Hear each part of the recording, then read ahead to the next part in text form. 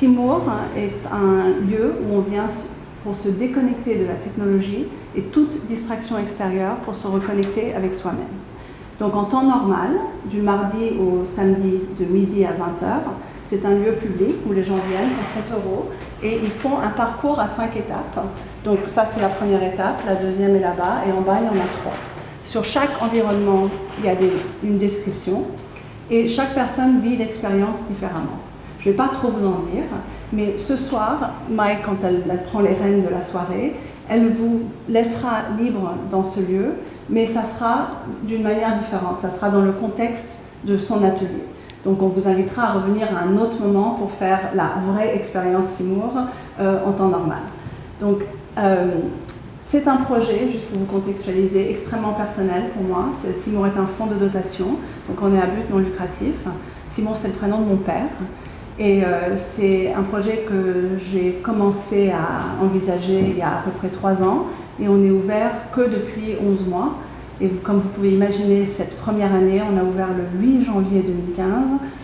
Je ne sais pas si vous vous souvenez de cette date, mais on a une année quand même très, très, très mouvementée.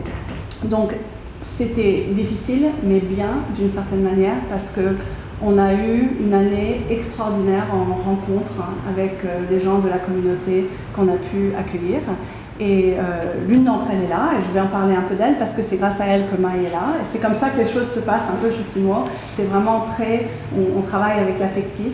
Et Vanessa, j'espère que ça ne dérange pas que je le dise, mais son homme l'a amenée ici, ayant vu un article dans un journal sur Seymour. Il l'a amenée comme ça en disant elle est trop connectée, elle est hystérique, voilà, je te l'amène. Elle va venir dans ce lieu. Elle ne savait pas où elle venait et elle était complètement une étrangère. Il n'y avait pas de lien de copinage ou d'amis. Chris avait vraiment lu ça dans un magazine. Et aujourd'hui, Vanessa, j'ai envie de dire, est une de mes amies les plus proches, on s'adore. Et c'est vraiment quelque chose qui s'est passé grâce à ce lieu.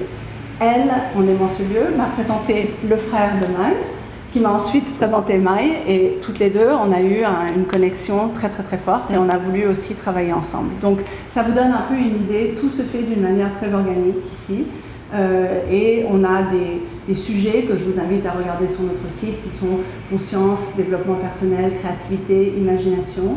Le lieu, quand il est en temps normal, est vraiment juste un cadre dans lequel vous pouvez explorer, selon vos envies, selon vos humeurs, selon vos besoins. On s'est rendu compte, après les 6 premiers mois, que justement toutes ces rencontres se faisaient à côté, et si on faisait que le lieu tel qu'il est, où les gens ne se parlent pas vraiment entre eux, on perdait une richesse énorme.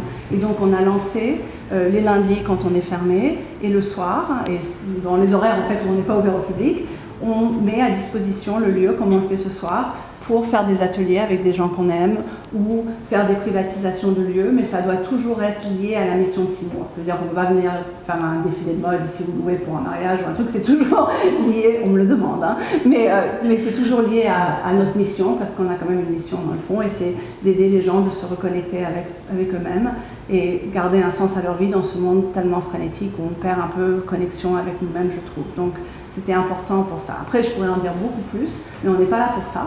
Donc moi je suis toujours là, toute la semaine à votre disposition. Si le lieu vous intéresse, vous revenez et on peut parler plus profondément du pourquoi et comment de ce lieu. Mais ce soir, je lance, je vous mets dans les bonnes mains de la magnifique Mai. Et je dois juste dire, voilà, non mais, et qui va justement faire cet atelier qui m'a beaucoup touchée sur son blog. C'est cette histoire de 20 ans, donc elle va vous expliquer. Moi ça me touche particulièrement parce que je ne rajeunis pas.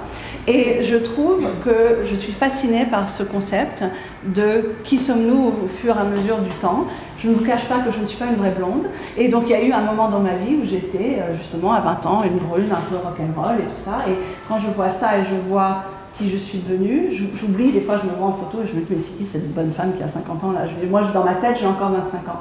Donc c'est intéressant de voir qui nous sommes, quel est ce fil. Voilà, donc quand on pensait aux choses qu'on pouvait faire ensemble, moi j'ai dit ah ben ça ce truc, ça serait cool qu'on développe ça ici. Donc voilà.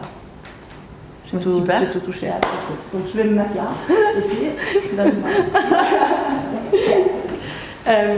Alors, en fait, ça va être la même présentation que Mélissa, mais appliquée à moi, puisque certaines personnes me connaissent ici. d'autres pas du tout. Donc du coup, je vais me présenter brièvement jusqu'à ma venue, le pourquoi je suis ici. En fait, je vais vraiment recommencer à partir de mes 20 ans parce que c'est ça qui va être le plus clair. Donc je suis fille d'immigrés vietnamiens. Une fille d'immigrés vietnamiens, c'est pour beaucoup d'entre nous, c'est une enfant qui veut réussir ses études, qui veut avoir des diplômes, parce que c'est comme ça que passe l'intégration et en tout cas c'est comme ça qu'on nous l'a enseigné. Donc j'ai fait des études, donc une école de commerce, du marketing, donc tout comme il fallait. Et puis en fait, en arrivant chez L'Oréal, dans cette très grande maison, avec des milliers de personnes qui travaillent, des gens à l'international, des très grosses équipes, des très gros budgets, des très gros projets, je me retrouve en fait à être fascinée par un seul et unique élément qui est la couleur.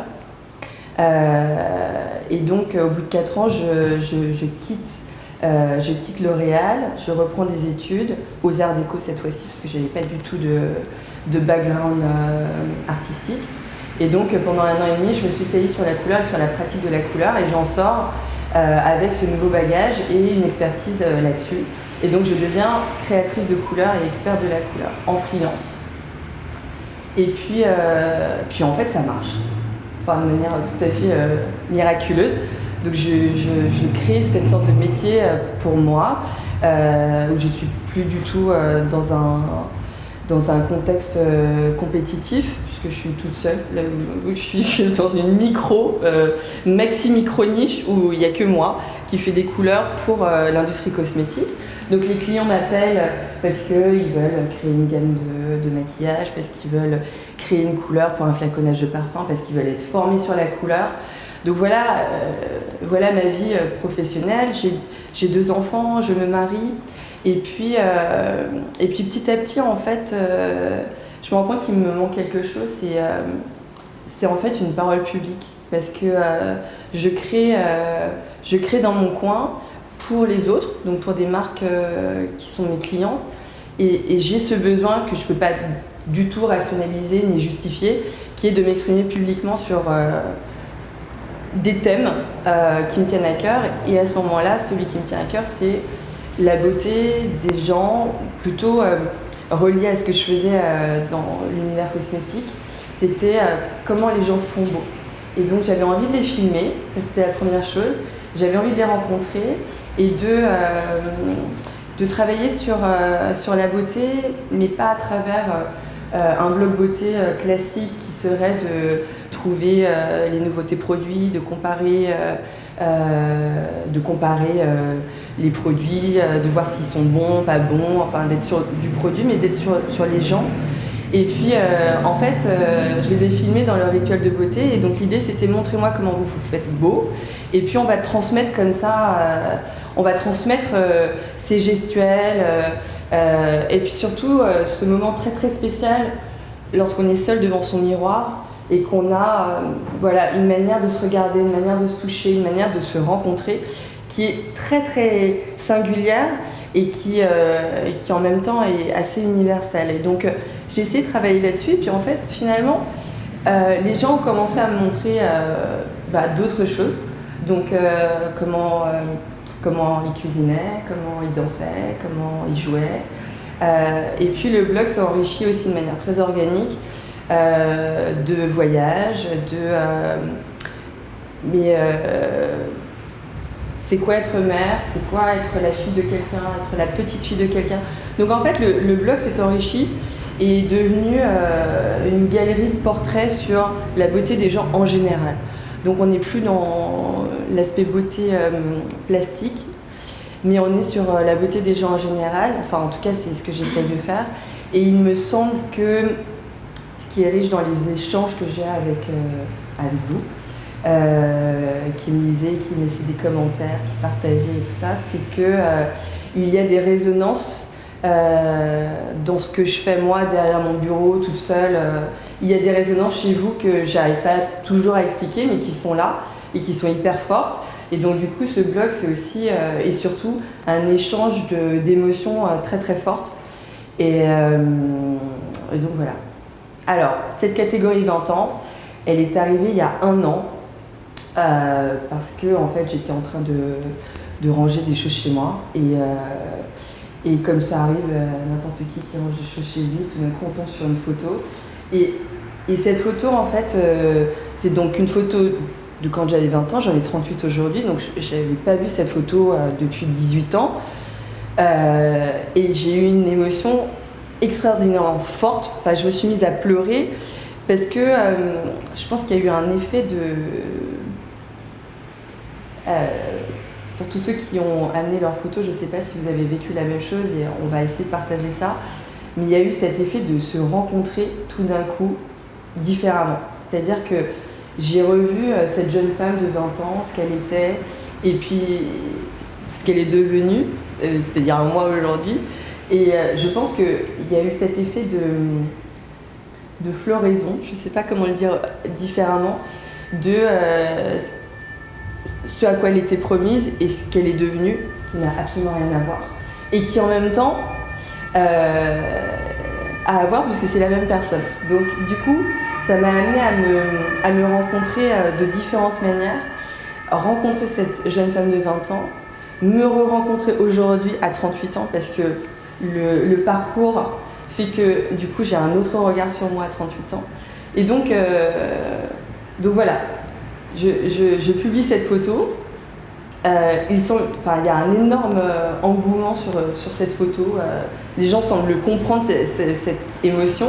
Et puis à ce moment-là, j'ai un ami qui a exactement la même expérience de manière totalement... c'était totalement par hasard. On en discute et puis de fil en aiguille, je me dis mais il y a quelque chose à faire. Et donc je lance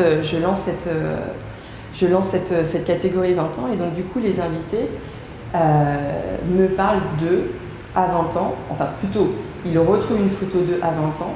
Et puis ils m'expliquent et partagent ce qu'ils ont vécu à ce moment-là. Et cette catégorie trouve beaucoup d'écho chez les lecteurs. Et donc là, avec Mélissa, on s'est dit, mais il y a quelque chose à faire. Et certainement quelque chose à faire, comme on dit, in real life. Donc on tente l'expérience, on ne sait pas du tout ce qui va en ressortir. Mais on vous a demandé de venir avec une photo de vos 20 ans. Est-ce que vous l'avez fait? Ou du moins de la chercher, parce que je sais que Nadège n'est pas venue avec la photo physique. Mais du coup, on va faire un atelier en 2 temps. Et le premier temps,